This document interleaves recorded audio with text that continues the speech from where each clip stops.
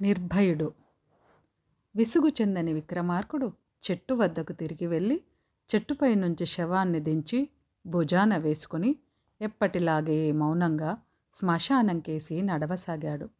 అప్పుడు శవంలోని బేతాళుడు, రాజా, నీ దీక్ష చాలా గొప్పదే, కానీ అది ఎప్పటికీ చెడకుండా అలాగే ఉంటుందనుకోకు. భయమన్నది ఏమిటో తెలియని ప్రగల్భుడు సైతం అతి స్వల్ప కారణానికి భయపడిపోయాడు. శ్రమ తెలియకుండా నీకు ప్రగల్భుడి కథ చెబుతాను విను అంటూ ఇలా చెప్పసాగాడు. గిరివ్రజపురంలో ఒక శ్రీమంతుడు కొడుకు ప్రగల్భుడు. బాల్యంలో కూడా అతనికి భయమంటే ఏమిటో తెలిసేది కాదు. పెద్దవాడైతే భయం అదే తెలిసి వస్తుందనుకున్నారు. కానీ వాడు పెరిగి పెద్దవాడయ్యే కొద్దీ వాడికి అపాయాలంటే మరింత నిర్లక్ష్యం ఏర్పడింది. పొద్దున లేచింది మొదలు వాడు అన్నీ సాహసాలే చేసేవాడు. అటువంటి పనులు చెయ్యడానికి భయం లేదా అని ఎవరన్నా అడిగితే భయమంటే ఏమిటి అని ఎదురు ప్రశ్న వేసేవాడు. ప్రగల్భుడి తల్లిదండ్రులు తమ కొడుకు గురించి చాలా భయపడేవారు. అపాయమంటే భయం లేనివాడు ఎప్పుడన్నా అపాయానికి గురి కావచ్చు. ప్రగల్భుణ్ణి గురించి ఏం చెయ్యాలో వారికి పాలుపోక తెలిసిన వారిని సలహా అడిగేవారు. ఒకసారి ఒక వృద్ధుడు వారితో, మీరు మీ కుమారుణ్ణి గురించి అనవసరంగా బెంగపడకండి. మీ బెంగ మూలంగా వాడు మారడు. వాడికి వచ్చే ఆపదలను మీ బెంగ తప్పించలేదు. ఎప్పుడో వాడికి భయమంటే ఏమిటో తెలిసి వస్తుంది. ఆ తరువాత వాడు అందరిలాగానే జాగ్రత్తగా మసలుకుంటాడు అని చెప్పారు. యుక్త వయస్కుడయ్యాక ప్రగల్భుడికి దేశాటన చేయాలనిపించింది. ప్రపంచంలో ఎన్నో ప్రమాదాలున్నాయి.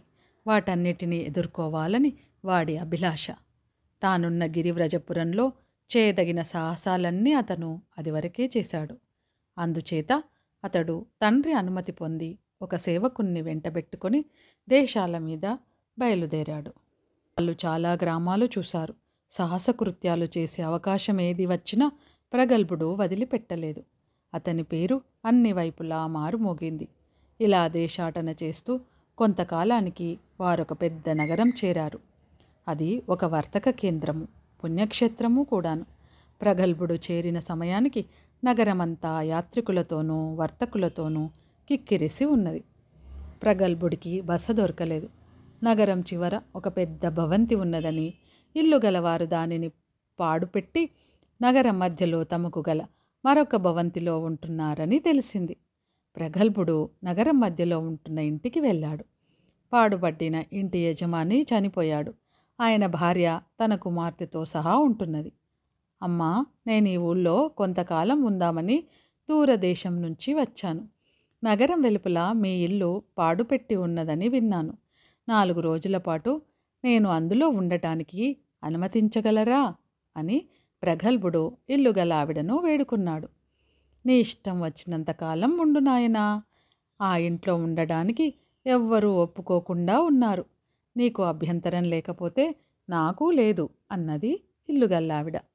వెంటనే ప్రగల్భుడు తన సేవకుణ్ణి వెంటబెట్టుకుని పాడుపడిన ఇంటికి వెళ్ళి ఇల్లు బాగు చేయించి ఆ రాత్రికి వంట చేయించుకొని తిని నిశ్చింతంగా పడుకొని నిద్రపోయాడు.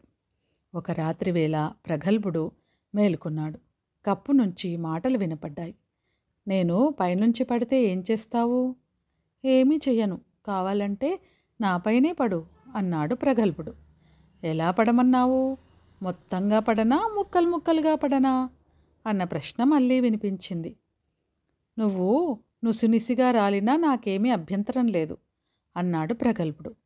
అతను ఆ మాట అన్న మరుక్షణం ఒక కాలు దభీమని పైనుంచి పడింది. దాని తర్వాత ఒక చెయ్యి, ఇంకొక కాలు, తల, ఇలా మనిషి శరీర భాగాలు ప్రగల్భుడి చుట్టూ రాలిపడ్డాయి. ప్రగల్భుడు ఏమాత్రమూ చెల్లించకుండా, ఈ ఆట ఇక చాలు, నీ భాగాలన్నీ కూడదీసుకొని పూర్తి అవతారంతో కనిపించి ఈ ఇంటిని పట్టుకొని ఎందుకు వేలాడుతున్నావో, ఎందుకు జనాన్ని భయపెడుతున్నావో చెప్పు అన్నాడు. అతను చూస్తుండగానే శరీర భాగాలన్నీ చేరుకొని ఒక ఆకారం ప్రగల్భుడి ముందు నిలబడి నీరసంగా ఇలా అన్నది. నేను ఈ ఇంటి యజమానిని. బతికున్న కాలంలో నేను అక్రమంగా ఇంకొకరి ఆస్తి హరించాను. నేను చేసినది నీచమైన దొంగతనం. ఆ ఆస్తిని నా భార్య చేత ఆ మనిషికి ఇప్పిస్తేనే గాని నాకు ముక్తి ఉండదు. నువ్వెళ్ళి నా భార్యకు ఈ మాట చెప్పి నాకు ఈ హీనమైన జీవితం నుంచి త్వరగా విముక్తి కలిగించు అన్నాడు. ప్రగల్భుడు అలాగే చేస్తానని మాట ఇయ్యగానే దయ్యం మాయమైపోయింది. ఇంకా తెల్లవారలేదు. అయినా ప్రగల్భుడు వెంటనే బయలుదేరి ఇంటి యజమానురాలి వద్దకు వెళ్ళాడు. అంత చీకటిలో అతను రావటం చూసి పాడుపట్టిన ఇంట్లో అతనికేదో భయోత్పాతం కలిగిందనుకున్నది ఇంటి ఆవిడ. అయితే ప్రగల్భుడు చెప్పినదంతా విన్నాక ఆమెకు పరమానందమైంది. ఆ ఇంట్లో దయ్యంగా తిరుగుతున్నది నా భర్తేనా? ఆయన చెప్పిన కుటుంబము నాకు తెలుసు. పాపం వాళ్ళు కటిక దారిద్ర్యంతో బాధపడుతున్నారు. వాళ్లకు వాళ్ళ ఆస్తి వెంటనే ఇచ్చేస్తాను. నువ్వు నిజంగా ఎంతో ధైర్యవంతుడివి. కనుకనే నా భర్తకు విముక్తి లభించింది. నాయనా, నువ్వెక్కడి నుంచి వస్తేనేం మా కుటుంబానికి ఎంతో మేలు చేశావు. నా కూతుర్నిచ్చి పెళ్లి చేస్తాను. నిక్షేపంగా మాతోనే ఉండిపో, మరెక్కడికి వెళ్ళకు అన్నది ఆ ఇల్లాలు. ఆమె కూతురు చాలా చక్కనిది, బుద్ధిమంతురాలు.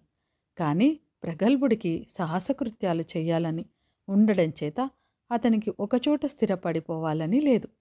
నన్ను క్షమించండి, నేను ఒకచోట స్థిరంగా ఉండలేను. అపాయాలను వెతుక్కుంటూ తిరిగేవాడికి బ్రహ్మచర్యమే మేలు అన్నాడు ప్రగల్భుడు ఆమెతో. ఆమె కుమార్తె 2 పావురాలను పంజరంతో సహా అతనికి బహుమానంగా ఇచ్చింది.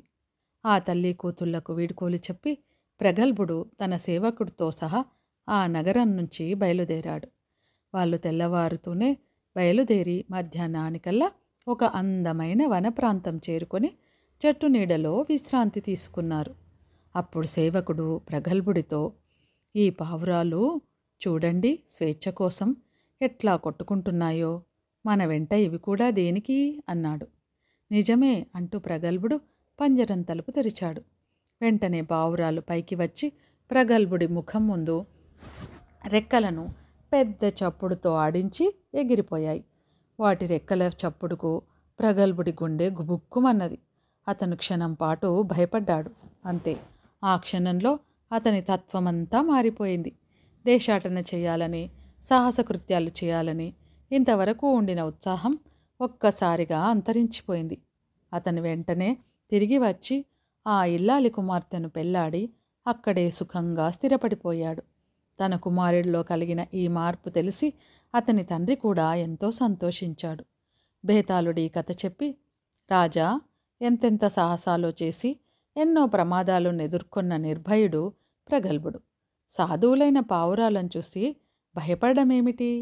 ఈ ప్రశ్నకు సమాధానం తెలిసి కూడా చెప్పకపోయావో నీ తల పగిలిపోతుంది అన్నాడు. దానికి విక్రమార్కుడు, భయం అపాయం వల్లనే కలుగుతుందనుకోవడం పొరపాటు. సాహసకార్యాలు చేసేవారంతా భయం ఎరగని వాళ్ళు అనుకోవడం కూడా పొరపాటే. మహాయోధుడికి కూడా భయం ఉండవచ్చు. భయం అన్నది అనుభవం లేనివాడు ఎలాంటి ప్రమాదాన్నైనా ఎదుర్కోగలుగుతాడు. ప్రమాదం యొక్క స్వభావం తెలియనప్పుడే భయం అన్నది ఏర్పడుతుంది. పావురాలు సాధువులే కానీ అవి తమ రెక్కలతో అసాధారణమైన ధ్వని చేస్తాయి. అలాంటి చప్పుడు ముఖం ఎదుట అకస్మాత్తుగా కలగడంతో ప్రగల్భుడు దడుచుకున్నాడు అన్నాడు. రాజుకి ఈ విధంగా మౌనభంగం కలగగానే బేతాళుడు శవంతో సహా మాయమై మళ్ళీ చెట్టెక్కేశాడు.